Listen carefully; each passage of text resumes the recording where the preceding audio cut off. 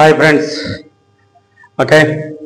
ಇವತ್ತಿನ ಪ್ರಮುಖ ಕ್ಲಾಸ್ ಯಾವ್ದಪ್ಪ ಅಂತ ಕೇಳಿದಾಗ ಲೋಹಗಳು ಮತ್ತು ಅಲೋಹಗಳು ಅಂತಂತ ಹೇಳಿ ನಾನು ಇವತ್ತ ಇಂಟ್ರೊಡಕ್ಷನ್ ಕೊಡ್ತಾ ಹೋಗ್ತೀನಿ. ಇದು ವಿಜ್ಞಾನದ ಮೊದಲನೇ ಕ್ಲಾಸ್ ಆಗಿರುತ್ತದೆ.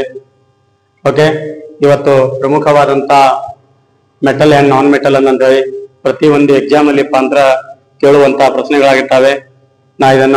ಇವತ್ತ ನಾನು ಪಾರ್ಟ್ 1 ಕ್ಲಾಸ್ ಮಾಡ್ತಾ ಹೋಗ್ತೀನಿ. ಓಕೆ, ಲೋಹಗಳು ಎಂದರೇನು, ಅಲೋಹಗಳೆಂದರೇನು, ಅದರ ಏನಪ್ಪಾ ಅಂತಲ್ಲ ಗುಣಲಕ್ಷಣಗಳ ಬಗ್ಗೆ ಅಂತಲ್ಲ ಸವಿಸ್ತಾರವಾಗಿ ಅಂತಲೇ ಹೇಳ್ತಾ ಹೋಗ್ತೀನಿ. ಓಕೆ ಸ್ನೇಹಿತರೆ, ಅದಪ್ಪ ಅಂತಲ್ರಿ ಇಲ್ಲಿ ನಾನು ಮೊದಲೇನಪ್ಪಾ ಅಂದ್ರೆ ಲೋಹಗಳೇನಪ್ಪಾ ಅಂತಲ್ಲ ನಾನು ಹೇಳ್ತಾ ಹೋಗ್ತೀನಿ. ಓಕೆ, ನೋಡಿ ಇಲ್ಲಿ ಯಾವ್ದಪ್ಪ ಅನ್ಕಿದಾಗ ಇಲ್ಲಿ ಲೋಹಗಳು, ಓಕೆ, ಲೋಹಗಳು ಮತ್ತು ಇಲ್ಲಿ ಯಾವ್ದಪ್ಪ ಅನ್ಕಿದಾಗ ಅಲೋಹಗಳು ಅಂತಂತೇಳಿ. ಓಕೆ, ಯಾರಪ್ಪ ಅಂದ್ರ ಇಲ್ಲಿ ಯಾವ್ದಪ್ಪ ಅನ್ಕಿದಾಗ ಲೋಹಾಭಗಳು. ಓಕೆ, ಲೋಹಾಭಗಳು ಅಂತಂತೇಳಿ ನಾವು 3 ರೀತಿಯಲ್ಲಿಪ್ಪ ಅಂತಲ್ಲ ವಿಂಗಡಣೆ ಮಾಡ್ತೀವಿ ಅಂತ ಗೊತ್ತಿರ್ಬೇಕಾಗತ್ತೆ. ಯಾರಪ್ಪ ಅಂತಲ್ಲ ಪ್ರಿಯ ಸ್ನೇಹಿತರೆ, ಯಾರಪ್ಪ ಅಂದ್ರ ಇದು ಗೊತ್ತಿರ್ಬೇಕಾಗತ್ತೆ ಯಾವ್ದಿದು ಲೋಹಗಳು ಮತ್ತು ಅಲೋಹಗಳು. ಓಕೆ, ಲೋಹಾಭಗಳು ಅಂತಂತೇಳಿ. ಓಕೆ, ಎಸ್ ಪ್ರಿಯ ಸ್ನೇಹಿತರೆ, ಇಲ್ಲಿ ಏನಪ್ಪಾ ಅಂತಲ್ಲ ಆವರ್ತಕ ಕೋಷ್ಟದಲ್ಲಿ ಅಂತಲ್ಲ ಪ್ರಮುಖವಾಗಿ ಏನಪ್ಪಾ ಅಂತಲ್ರಿ ನಾವು 118 ಅಂತಲ್ಲ ಮೂಲ ವಸ್ತುಗಳೇನಪ್ಪಾ ಅಂತಲ್ಲ ನೋಡ್ತಾ ಹೋಗ್ತೀವಿ. ಓಕೆ, ಇಲ್ಲಿ ಏನಪ್ಪಾ ಅಂತಲ್ರಿ ಯಾವ್ದಪ್ಪ ಅಂತ ಕೇಳಿದಾಗ ಘನ ಭಾಗದ ಲೋಹಗಳು, ಮತ್ತೇನಪ್ಪಾ ಅಂದ್ರೆ ಅಂತಲ್ಲ ದ್ರವ ಭಾಗದ ಲೋಹಗಳು, ಮತ್ತೇನಪ್ಪಾ ಅಂತಲ್ಲ ಮಿಶ್ರ ಲೋಹಗಳು ಅಂತಂತ ನೋಡ್ತಾ ಹೋಗ್ತೀವಿ. ಓಕೆ ಪ್ರಿಯ ಸ್ನೇಹಿತರೆ, ಯಾವಪ್ಪ ಅಂತ ಕೇಳಿದಾಗ ಇಲ್ಲಿ ಲೋಹಗಳು ಅಂತಂತ ಹೇಳಿ. ನೆಕ್ಸ್ಟ್ ಏನಪ್ಪಾ ಅಂತಲ್ಲ ಇದು ಅಲೋಹ ಅಂತಂತೇಳಿ. ಲೋಹಾಭಗಳು ಅಂತಂತೇಳಿ ಅಂದ್ರೆ ಏನ್ರಿ ಗಂಡು ಹೆಣ್ಣು ಮತ್ತೇನಪ್ಪಾ ಅಂತಲ್ಲ ತೃತೀಯ ಲಿಂಗಿ ಅಂತ ಕರಿತೀವ್ರಿ. ಓಕೆರಿ, ಏನ್ ಕರಿತೀವಿ ಇದನ್ನ ಗಂಡು ಹೆಣ್ಣು ತೃತೀಯ ಲಿಂಗಿ ಅಂತಂದೇಳಿ ಲೋಹಗಳೇನಪ್ಪಾ ಅಂದ್ರ 3 ರೀತಿಯಲ್ಲಿ ಅಂತಲ್ಲ ಡಿವೈಡ್ ಮಾಡ್ತೀವಿ ಅಂತ ಗೊತ್ತಿರ್ಬೇಕಾಗತ್ತೆ. ಓಕೆ ಪ್ರಿಯ ಸ್ನೇಹಿತರೆ, ಇವತ್ತೇನಪ್ಪಾ ಅಂತಲ್ಲ ಲೋಹಗಳು ಮತ್ತು ಅಲೋಹಗಳಪ್ಪ ಅಂತಲ್ಲ ನಾನು ಇವತ್ತ ವ್ಯತ್ಯಾಸಗಳನ್ನ ತೋರಿಸ್ತಾ ಹೋಗ್ತೀನಿ. ಓಕೆ, ಹಾಗಪ್ಪ ಅಂದ್ರೆ ಅದಕ್ಕಿಂತ ಮುಂಚೆ ಅಂತಲ್ಲ ಲೋಹಾಭಗಳಂದ್ರೆ ಏನಪ್ಪಾ ಅಂತ ಕೇಳಿದಾಗ ಲೋಹಗಳು ಮತ್ತು ಅಲೋಹಗಳಪ್ಪ ಅಂತಲ್ಲ ಕೂಡಿ ಲೋಹಾಭ ಆಗಿರ್ತಂತ ಗೊತ್ತಿರ್ಬೇಕಾಗತ್ತೆ. Metal and non metal metalloids ಅಂತ ಕರಿತೀವಿ ನಾವು. ಓಕೆ, ಎಸ್ ಪ್ರಿಯ ಸ್ನೇಹಿತರೆ, ಯಾರಪ್ಪ ಅಂದ್ರೆ ಲೋಹಗಳೇನಪ್ಪಾ ಅಂತಲ್ಲ ನಾನು ಗುಣಗಳೇನಪ್ಪಾ ಅಂತಲ್ಲ ನಾನು ಅಂತಲ್ಲ ತಿಳಿಸ್ತಾ ಹೋಗ್ತೀನಿ. ಓಕೆ ಪ್ರಿಯ ಸ್ನೇಹಿತರೆ, ಎಸ್ ಓಕೆ ಎಸ್ ಪ್ರಿಯ ಸ್ನೇಹಿತರೆ, ಯಾರಪ್ಪ ಅಂತಲ್ರಿ ಲೋಹಗಳ ಗುಣಗಳು ಅಂತಂತ ಹೇಳಿ ಯಾವ್ದ್ರಿ ಲೋಹಗಳ ಗುಣವನ್ನೇನಪ್ಪಾ ಅಂದ್ರೆ ಅಂತಲ್ರಿ ನಾವು ಸವಿಸ್ತಾರವಾಗಿ ನೋಡ್ತಾ ಹೋಗೊಂಡ್ರಿ.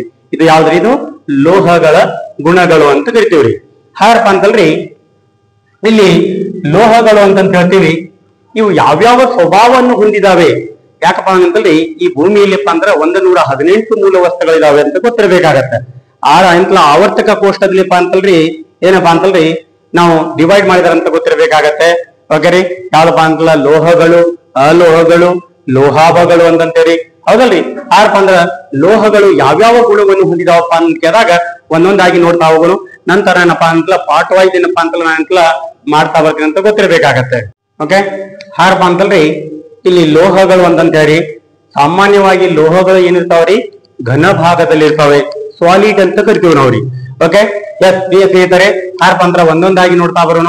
ಯಾವ್ದು ಲೋಹಗಳು ಅಂತಂದೇಳಿ ಮೆಟಲ್ಸ್ ಅಂತಂತ ಕರಿತೀವಿ. ಓಕೆ, ಯಾರಪ್ಪ ಅಂತಲ್ರಿ ಕಾಂತೀಯ ಗುಣ ಯಾವ್ದ್ರಿ ಕಾಂತೀಯ ಗುಣ ಅಥವಾ ಹೊಳಪನ್ನು ಹೊಂದಿರುತ್ತವೆ. 1ನೇ ಪಾಯಿಂಟ್ ಇದು ರೀ.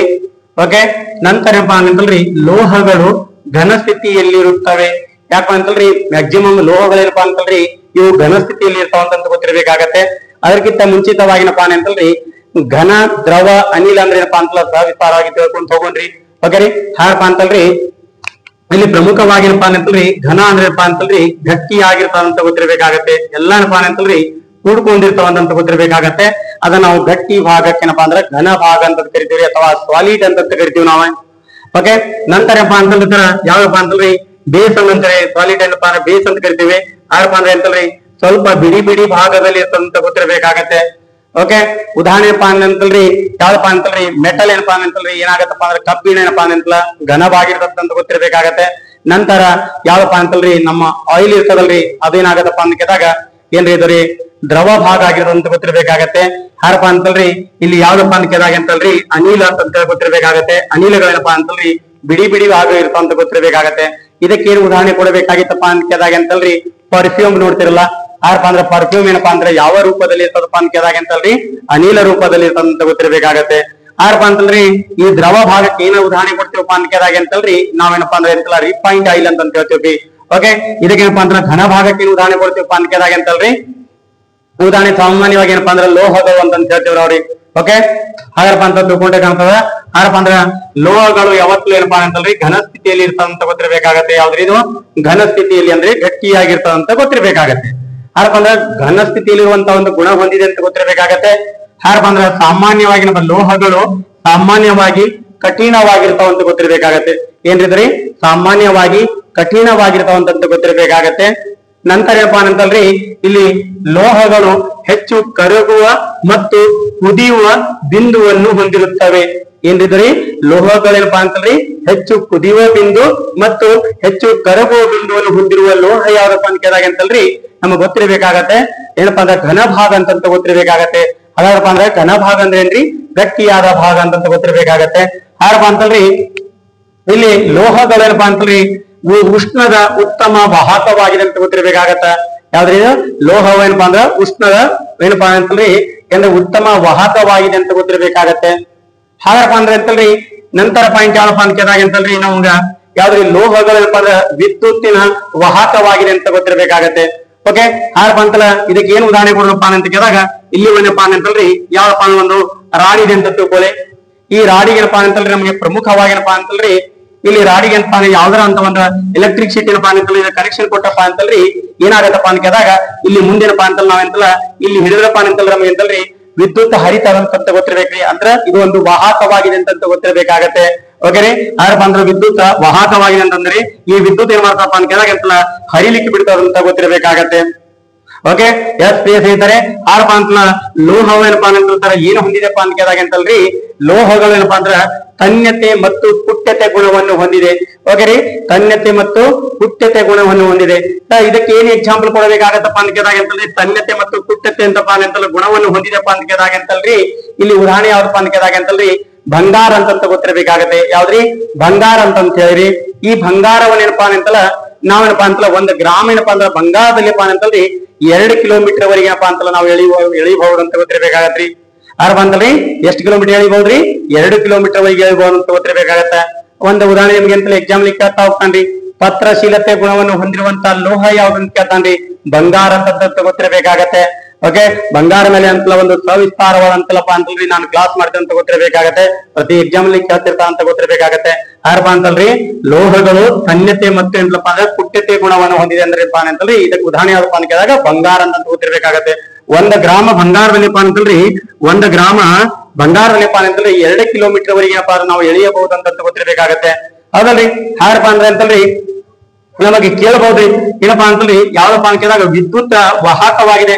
ಅತ್ಯಂತ ವಿದ್ಯುತ್ ವಾಹಕವಾದಂತಂತಲ ಅತ್ಯಂತ ವೇಗವಾಗಿ ಅಂತಲ ಹರಿಯುವಂತ ಏನಪ್ಪಾ ಅಂದ್ರೆ ಯಾವ ಲೋಹ ಅಂತ ಕೇಳಿದಾಗ ಅಂತಲ್ರಿ ನಾವಂತಲ್ರಿ ಬೆಳ್ಳಿ ಅಂತ ಹೇಳ್ತೀವ್ರಿ. 2ನೇ ಲೋಹ ಯಾವ್ದಪ್ಪ ಅಂತ ಕೇಳಿದಾಗ ಅಂತಲ್ರಿ ನಾನಂತಲ್ಲ ಯಾವ್ದಪ್ಪ ಅಂತಲ್ಲ ಕಾಪರ್ ಅಥವಾ ಅಂತಲ್ಲ ತಾಮ್ರ ಅಂತಂದು ಕರಿತೀವಿ ನಾವ್ರಿ. ಓಕೆ ಓಕೆ, ನಾನೆಂತ ಲೋಹಗಳೇನಪ್ಪ ಅಂದ್ರೆ ಹೇಳುವಾಗ ಏನಪ್ಪಾ ಅಂತಲ್ಲ ಸವಿಸ್ತಾರವಾಗಿ ಹೇಳ್ತಾ ಹೋಗ್ತೀನಿ ಅಂತ ಗೊತ್ತಿರಬೇಕಾಗತ್ತೆ. ಯಾರಪ್ಪ ಅಂತಲ್ರಿ ಇಲ್ಲಿ ಲೋಹಗಳೇನಪ್ಪಾ ಅಂತಲ್ಲ ಏನನ್ನು ಹೊಂದಿದವಪ್ಪ ಅಂದ್ರೆ ಅಂತಲ್ಲ ಶಬ್ದ ಮಾಡುವ ಗುಣವನ್ನು ಹೊಂದಿದಾವ ಅಂತ ಗೊತ್ತಿರಬೇಕಾಗತ್ತೆ. ಓಕೆ, ಯಾವಾಗಲೂ ಘನದಲ್ಲಿರುವಂತ ಏನಪ್ಪಾ ಅಂತಲ್ಲ ಶಬ್ದ ಎಂತಪ್ಪ ಅಂತಲ್ಲ ಮಾಡ್ಕೊಂಡ್ ಗೊತ್ತಿರಬೇಕಾಗತ್ತೆ. ಇಷ್ಟು ಮಾಹಿತಿಗಳೇನಪ್ಪಾ ಅಂತಲ್ಲ ನಮಗೆ ಎಂತಲ್ಲ ಏನ್ ಗೊತ್ತಿರಬೇಕಾಗತ್ತಪ್ಪ ಅಂತ ಕೇಳಿದಾಗ ಲೋಹಗಳ ಗುಣಗಳು ಗೊತ್ತಿರಬೇಕಾಗತ್ತೆ. ಓಕೆ, ಎಸ್ ಪ್ರಿಯ ಸ್ನೇಹಿತರೆ, ಯಾರಪ್ಪ ಅಂದ್ರೆ ಅಂತಲ್ಲ ಕಾಂತೀಯ ಗುಣ ಅಥವಾ ಅಂತಲ್ಲ ಹೊಳಪನ್ನು ಹೊಂದಿರುತ್ತದೆ. ಲೋಹವೇನಪ್ಪ ಅಂದ್ರೆ ಘನ ಸ್ಥಿತಿಯಲ್ಲಿ ಇರುವಂತ ಗೊತ್ತಿರಬೇಕಾಗತ್ತೆ. ಲೋಹಗಳು ಸಾಮಾನ್ಯವಾಗಿ ಕಠಿಣವಾಗಿರ್ತಂತ ಗೊತ್ತಿರಬೇಕಾಗತ್ತೆ. ಲೋಹಗಳು ಹೆಚ್ಚು ಕರಗುವ ಬಿಂದು ಮತ್ತು ಏನಪ್ಪಾ ಅಂದ್ರೆ ಕುದಿಯುವ ಬಿಂದು ಏನಪ್ಪಾ ಅಂತ ಹೆಚ್ಚಾಗಿರ್ತಂದ ಬಿಂದುವನ್ನು ಹೊಂದಿರುತ್ತಂತ ಗೊತ್ತಿರಬೇಕಾಗತ್ತೆ. ನಂತರ ಅಂದ್ರೆ ಲೋಹಗಳು ವಿದ್ಯುತ್ತಿನ ವಾಹಕವಾಗಿದೆ ಅಂತ ಗೊತ್ತಿರಬೇಕಾಗತ್ತೆ. ನೀವು ಕೇಳಬಹುದು ಅತ್ಯಂತ ಅತಿ ಹೆಚ್ಚಂತಲ ವಾಹಕ ಇರುವಂತ ಏನಪ್ಪಾ ಅಂತ ಲೋಹ ಯಾವ್ದಪ್ಪ ಅಂತ ಕೇಳಿದಾಗ ಅಂತಲ್ರಿ ಅಲ್ಯೂಮಿನಿಯಂ ಅಂತ ಗೊತ್ತಿರಬೇಕಾಗತ್ತೆ. ಓಕೆ, ಎಸ್ ಪ್ರಿಯ ಸ್ನೇಹಿತರೆ, ಯಾರಪ್ಪ ಅಂತಲ್ರಿ ಯಾವ್ದಪ್ಪ ಅಂತಲ್ಲ ಲೋಹಗಳು ತನ್ಯತೆ ಮತ್ತು ಕುಟ್ಯತೆ ಏನಪ್ಪಾ ಅಂದ್ರೆ ಗುಣ ಹೊಂದಿದೆ ಅಂತ ಗೊತ್ತಿರಬೇಕಾಗತ್ತೆ. ಯಾರಪ್ಪ ಅಂತಲ್ರಿ ಪ್ರಮುಖವಾಗಿ ಲೋಹಗಳು ಶಬ್ದದ ಗುಣವನ್ನು ಹೊಂದಿದೆ ಅಂತ ಗೊತ್ತಿರಬೇಕಾಗತ್ತೆ. ಇಷ್ಟು ಮಾಹಿತಿ ಏನಪ್ಪಾ ಅಂತಲ್ಲ ನಿಮ್ಗೆ ಲೋಹಗಳ ಬಗ್ಗೆ ಗೊತ್ತಿರಬೇಕಾಗತ್ತೆ. ಓಕೆ ಪ್ರಿಯ ಸ್ನೇಹಿತರೆ, ಈಗ ನಾನು ನಿಮ್ಗೆ ಅಲೋಹಗಳ ಬಗ್ಗೆ ಏನಪ್ಪಾ ಅಂತಲ್ಲ ನಾನು ಹೇಳ್ತಾ ಹೋಗ್ತೀನಿ. ಓಕೆ ಓಕೆ, ಈಗ ಯಾವ್ದಪ್ಪ ಅಂತ ಕೇಳಿದಾಗ ಅಲೋಹಗಳು ಅಂತ ಹೇಳಿ. ಓಕೆ, ಎಸ್ ಪ್ರಿಯ ಸ್ನೇಹಿತರೆ, ಯಾರಪ್ಪ ಅಂತಲ್ರಿ ಈ ಅಲೋಹಗಳು ಏನಪ್ಪಾ ಅಂದ್ರ ಇವು ಯಾವ್ಯಾವ ಗುಣಗಳನ್ನು ಹೊಂದಿದಾವೆ, ನಾನ್ ಮೆಟಲ್ಸ್. ಓಕೆ, ಯಾರಪ್ಪ ಅಂದ್ರ ನಾವೇನಪ್ಪಾ ಅಂತಲ್ಲ ಏನ್ ನೋಡಿದೇವೆ ಅಂತಲ್ಲ ಲೋಹಗಳ ಗುಣಗಳನ್ನು ತಿಳ್ಕೊಂಡಿದ್ದೇವೆ. ಈಗ ಹಾಗಾರಪ್ಪ ಅಂದ್ರೆ ಅಂತಲ್ಲ ಅಲೋಹಗಳ ಗುಣವನ್ನು ತಿಳ್ಕೊಬೇಕಾಗತ್ತೆ. ಈ ಬೇಸ್ಮೆಂಟ್ ಅಂತಲ್ಲ ಗೊತ್ತಿದ್ರಪ್ಪ ಅಂತಲ್ಲ ನಮ್ಮ ಲೋಹಗಳ ಬಗ್ಗೆ ಸವಿಸ್ತಾರವಾಗಿ ಗೊತ್ತಿರಬೇಕಾಗತ್ತೆ. ಯಾಕಂತಂದ್ರೆ ನಮ್ಗೆ ಎಂತಲ್ಲ ಸ್ಟೇಟ್ಮೆಂಟ್ ಬೇಸಸ್ ಏನಪ್ಪಾ ಅಂತಲ್ಲ ಕ್ವಶನ್ ಕೇಳ್ತಾ ಹೋಗ್ತಾನೆ. ಓಕೆ, ಏನಪ್ಪಾ ಅಂತಲ್ಲ PC ಬರ್ತದನ್ರಿ, PSI ಬರ್ತದನ್ರಿ, FD ಬರ್ತದನ್ರಿ, SD ಬರ್ತಾನೆ ಏನಂತಪ್ಪ ಅಂತಲ್ಲ ಗ್ರೂಪ್ C ಬರ್ತದನ್ರಿ ಅಂತಲ್ಲ ನಿಮ್ಗೆ ಯಾವುದೇ ಡೌಟ್ ಸಂದೇಹಗಳೇನಪ್ಪಾ ಅಂದ್ರೆ ಇರಬಾರ್ದು. ಓಕೆ ಸ್ನೇಹಿತರೆ, ಎಲ್ಲಾ ವಿಡಿಯೋಗಳೇನಪ್ಪಾ ಅಂದ್ರೆ ನಾನು ಹೇಳ್ತಾ ಹೋಗ್ತಿರ್ತೀನಿ. ಓಕೆ, ಯಾರಪ್ಪ ಅಂತಲ್ರಿ ಇಲ್ಲಿ ಪ್ರಮುಖವಾಗಿ ಏನಪ್ಪಾ ಅಂತಲ್ಲ ಲೋಹಗಳು ಅಲೋಹಗಳು ಹೊಳಪು ಮತ್ತು ಕಾಂತೀಯ ಗುಣವನ್ನು ಹೊಂದಿರುವುದಿಲ್ಲ.